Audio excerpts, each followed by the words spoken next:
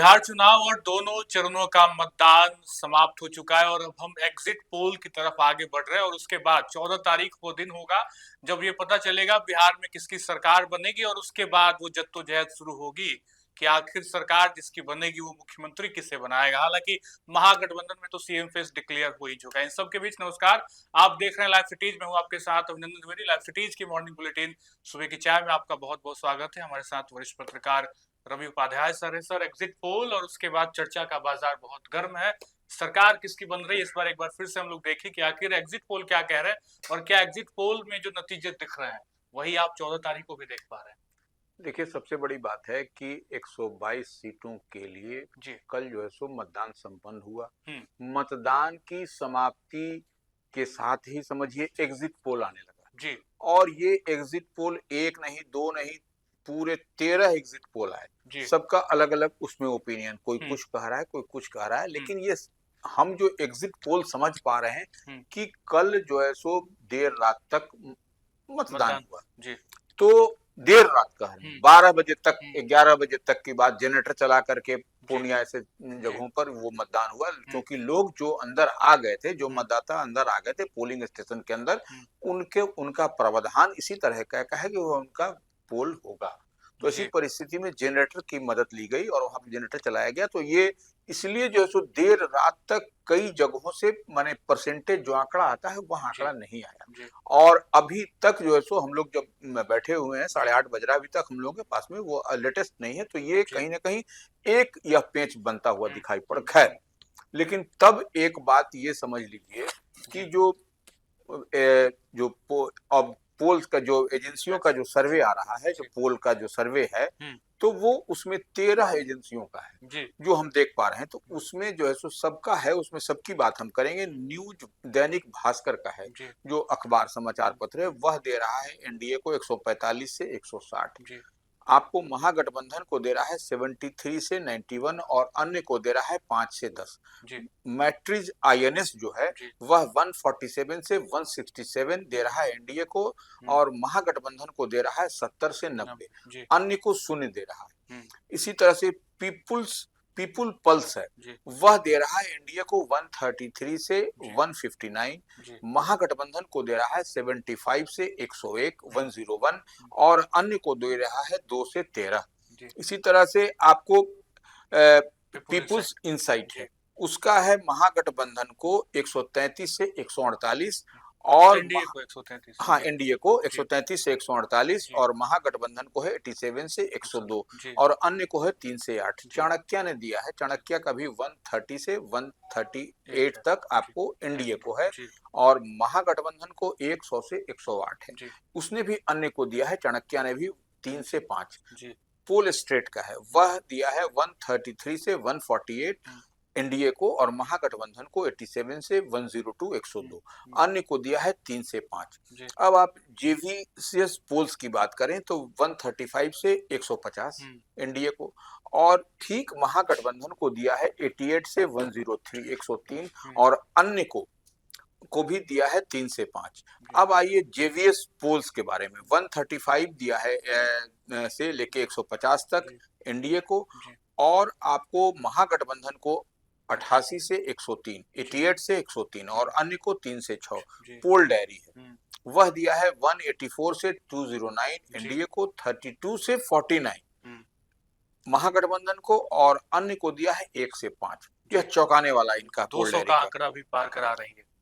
वही कह रहे हैं। तो ये देख लीजिए, ये है टाइम्स नाउ का, देखिए 143 से दिया है एनडीए को और महागठबंधन को 95, अन्य को 5। प्रजा पोल एनालिटिक्स 186 दिया है एनडीए को, 50 दिया है आपको महागठबंधन को और 7 दिया है अन्य को। तो अब देख लीजिए 243 में क्या हो रहा है। वो प्रजा पोल एनालिसिस भी हम लोग वही कह रहे हैं, वह भी देखिए हम बता दिए। अब पी मार्क का देखिए जो आपको है, उसका है 142 से 162 एनडीए को, 80 से 98 महागठबंधन को, 3 से 8 माने 3 से 8 3 to 8 जो है सो अन्य को। इसी तरह से टीआईएफ रिसर्च उसने भी अपना दिया है, तो एनडीए को 145 से 163 और 76 से 95 दिया है महागठबंधन इंडिया ब्लॉक को, और अन्य को दिया है 3 से 6। इसी तरह से न्यूज 24 जो करता है उसका है 152, एनडीए को 84 दिया है महागठबंधन को, और अन्य को दिया है 7। ये देखिए, अब ये समझना है कि हम लोगों के विधानसभा का स्ट्रेंथ क्या है। 243 243 विधायक चुन के आते हैं, और जो मैजिकल फिगर है, जो जादुई आंकड़ा है, जो सरकार बनाने की कवायद होती है, वह है 122। तो ये हम तो एनडीए का जितना भी देख रहे हैं, जितना देख पा रहे हैं, उसमें आपको कोई भी ऐसा नहीं दिखाई पड़ रहा है जो कि सब कोई एनडीए में जो दिखाई पड़ रहा है कि मैजिकल फिगर 122 से पार हो रहा है, बहुमत मिल ही रहा है, बहुमत मिल रहा है। अब महागठबंधन में हमको कोई नहीं लग रहा है, सिर्फ जो है सो एक चाणक्य का देख रहे हैं, 100 से 108 दे रहा है महागठबंधन को, और एक पीपुल्स इनसाइट दे रहा है 87 से 102।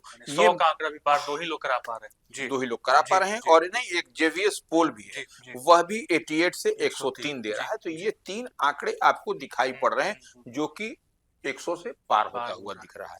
तो ये हमको, देखिए, हमको कभी भी इस तरीके के जो ओपिनियन पोल होते हैं या जो एग्जिट पोल आता है उस पर हमको भरोसा नहीं होता है, क्योंकि हम इस भरोसे, क्योंकि देखिए सबसे बड़ी बात है, हमारी बात से कई लोग इत्तेफाक नहीं रखते, हमारी बात को लोग ट्रोल करते हैं, कहते हैं ये देखिए ये सैंपल साइज क्या है। और आप ये देख लीजिए, इधर आपका पोलिंग हो रहा है, जो आपको सीमांचल में, शाहाबाद में, आपको उसके बाद से आपको जो नेपाल से लगा हुआ इलाका है, जो सीतामढ़ी सब में, तो और आपका पोल का ये एग्जिट आ गया। तो ये कौन सा ये तीसरा नेत्र है कि आप कर रहे हैं, ये हमको तुरंत ये हमको नहीं समझ में आता, इसलिए हम इस पर ज्यादा यकीन भरोसा हम नहीं करते हैं, इस सब पोल वाले पर जितना भी आता है।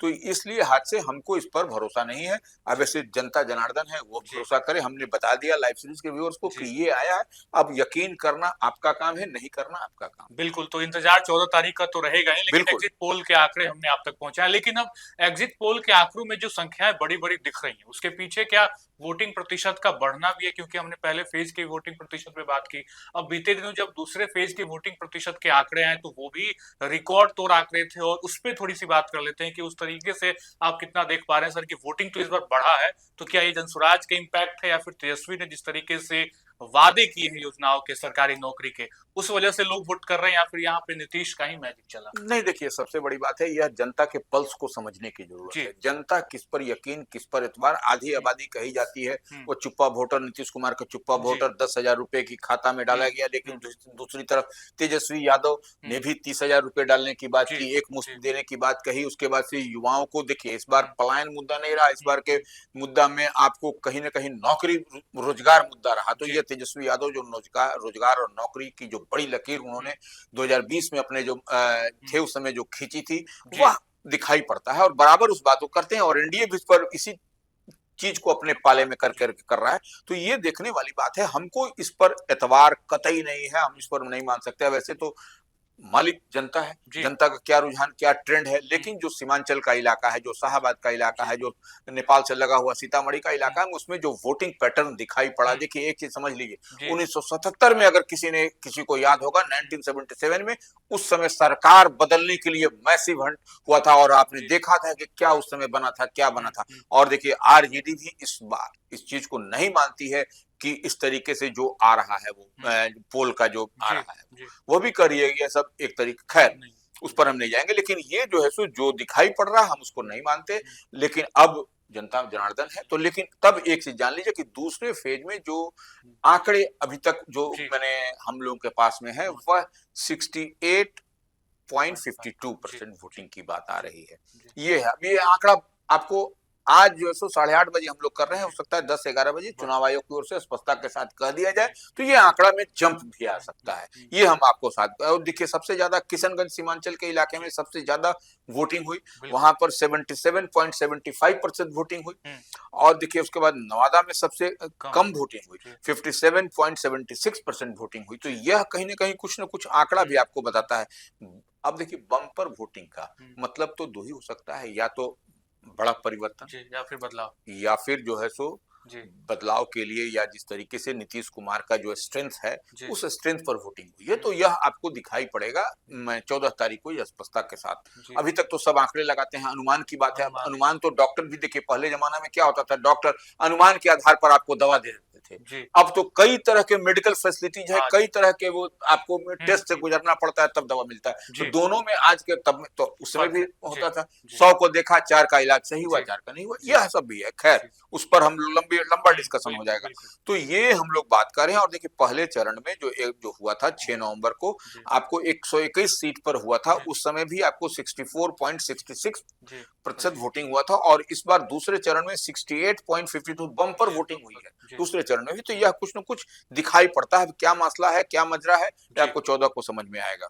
बिल्कुल, तो ये तो मतलब आंकड़ा तो जो स्पष्ट दिख रहा है जनता के बीच, और जनता घर से निकलकर वोट कर रही है। और हमने जिक्र भी किया था कि वोटिंग हो भी रही थी बीती रात, जब हम लोग ने देखा रिसर्च सारी चीजें की। तो पूर्णिया की वो कस्बा सीट है, थोड़ी सी इस पे बात कर लेते हैं कि इस पे चूंकि एलजेपीआर और कांग्रेस के बीच फाइट देखी जा रही है, तो इस फाइट की वजह से वोटिंग प्रतिशत में बढ़ोतरी दिख पा रही है, या फिर कोसी सीमांचल की जिस तरीके से आप जिक्र कर रहे हैं सर कि वहां हमने देखा किशनगंज में ताबड़तोड़ वोटिंग हुई 77.75। देखिए पूर्णिया जो निर्दलीय सांसद पप्पू यादव का हुआ गढ़ है, तो कस्बा में जो वोटिंग हो रही थी देर रात तक चली, उसमें क्या है, कस्बा जो विधानसभा क्षेत्र है उसमें कांग्रेस से है इरफान आलम, और उसके बाद से लोक जनशक्ति पार्टी रामविलास चिराग पासवान की पार्टी से नीतीश कुमार सिंह है। तो ये दोनों में वहां पर दिखाई पड़ रहा है एनडीए और इंडिया महागठबंधन से। तो ये इसके लिहाज से आपको वहां पर कुछ बहुत टाइट पोजीशन वहां पर चल रहा था। बिल्कुल, तो ये तो वोटिंग की बात हमने कर ली, रिकॉर्ड वोटिंग प्रतिशत की बात कर ली, एग्जिट पोल की बात कर ली।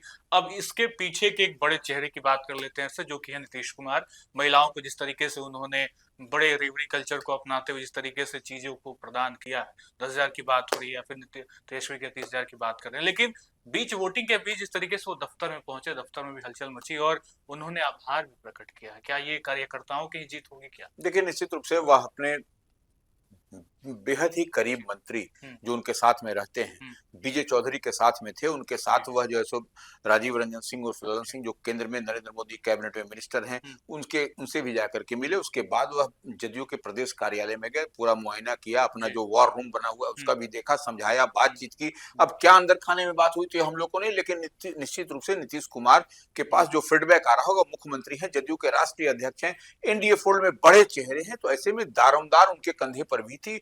तो ऐसे में वह निश्चित रूप से वह स्ट्रेटजी के तहत वो अपना मूव कर रहे थे, देख रहे थे कि क्या फीडबैक आ रहा है, जो वहां पर दूसरे चरण का मतदान हो रहा है। तो यह सब बात है। लेकिन इस बीच अब देखिए जीतन राम मांझी ने भी दावा कर दिया, जीतन राम मांझी ने दावा कर दिया कि दूसरे फेज में 122 में से 80 सीट जीतेंगे। अब नित्यानंद राय भी दावा कर रहे हैं, जो केंद्रीय गृह राज्य मंत्री हैं, बड़े बड़े नेता दावा कर रहे हैं कि हम जीतेंगे एनडीए की तरफ से। तो यह देखने और समझने वाली बात है कि क्या कुछ हुआ है। और लेकिन एक चीज और है, बगहा में 19 बूथों पर सिर्फ एक वोट पड़ा है, वो जनता ने उसको नकार दिया है। वहां पर वो जो विकास का डेवलपमेंट की बात होती है, और देखिए सबसे 15,000 से ज्यादा लोगों ने वोट का बहिष्कार किया, ये सबसे बड़ी बात उभर करके आई है। और ये तो बात नीतीश कुमार की थी। नीतीश कुमार किस तरीके से आगे अपनी रणनीति को लेकर आगे बढ़ रहे हैं, जेडीयू कार्यालय में पहुंचे। लेकिन हमें वो दिन भी याद है कि बीते 1-2 दिन पहले किस तरीके से दिल्ली में ब्लास्ट हुआ, उसके बाद बिहार में अलर्ट किया गया। और बीते दिनों तो चुनाव भी था, लेकिन मतदान भी था, लेकिन उसके बाद भी अभी भी हाई अलर्ट पे है बिहार, और तमाम जगहों पे, मंदिरों में, एयरपोर्ट पे भी लगातार सुरक्षा बढ़ा। देखिए एहतियात के तौर पर जो है सो, और विशेष तौर पर जब दूसरे चरण का मतदान हो रहा था तो वह नेपाल से लगा हुआ इलाका है, इस लिहाज से वहां पर फिल्ट्रेशन उधर से आना जावा उसके लिए वो किया गया था। और उसके बाद तमाम जगहों पर आपको वो पूरी तरीके से चौकसी बरती जा रही है, अलर्ट मोड में है पुलिस प्रशासन, दिल्ली की घटना के माने विस्फोट के बाद। तो यह एक आम प्रैक्टिस है, इसमें कहीं कोई इधर उधर करने की बात नहीं है। बिल्कुल। और एक आखिरी खबर पे थोड़ी सी नजर फरमाते हैं, क्योंकि बीते दिनों जब वोटिंग हो रही थी तो बिहार में गोलियां चली हैं, उस पर जिक्र करना इसलिए भी जरूरी है कि मतदान के बीच ऐसे माहौल में अगर इस तरीके की घटनाएं होती हैं तो जिक्र करना बनता है सर, क्योंकि बीते दिनों सब जगह सुरक्षा व्यवस्था सब चीजें थी, फिर भी मर्डर हो जाता है। तो ये एक बड़ी खबर। निश्चित रूप से देखिए अभी वोट की गिनती नहीं हुई है जी, स्ट्रांग रूम में रखा हुआ है, पुलिस और प्रशासन अलर्ट मोड में है, पूरा पैरामिलिट्री फोर्स का मूवमेंट है पूरे बिहार में। तो फर्स्ट फेज का चुनाव जो आरा में, भोजपुर में समाप्त हुआ, वहीं पर चौरी थाना क्षेत्र में आपने देखा कि एक महिला की गोली मारकर हत्या कर दी गई। अब क्या मामला है, क्या मसला है, यह देखने और समझने वाली बात है। हालांकि पुलिस जो है सो कार्रवाई कर रही है, पुलिस कार्रवाई करती भी है, इससे भी हमने ये करते हैं। लेकिन अब यह क्या मसला है, जबकि पूरे प्रशासन पूरे अलर्ट में है, पूरा बिहार अलर्ट पर है, और उसके बावजूद जो है सो पैरामिलिट्री का फोर्स है, पूरा एडमिनिस्ट्रेशन है। कैसे मर्डर, कैसे हत्या, और कैसे हत्या करके भाग जा रहे हैं अपराधी, ये अपने आप में एक मसला है। बिल्कुल, तो ये सारी खबरें रही जो आप तक पहुंचानी बहुत जरूरी है। सुबह की चाय में हमने सारे वो एग्जिट पोल के आंकड़े आप तक पहुंचाए, लेकिन कहीं ना कहीं जिक्र अभी भी 14 तारीख का, क्योंकि उस दिन पता चलेगा जब पिटारा खुलेगा ईवीएम का और किसे किस तरीके से किन नेताओं की किस्मत में क्या लिखा है ये तय होगा। तो इंतजार 14 तारीख का करना होगा। फिलहाल आज के एपिसोड में इतना ही। आप बने रहें लाइव सिटीज के साथ। बहुत बहुत शुक्रिया।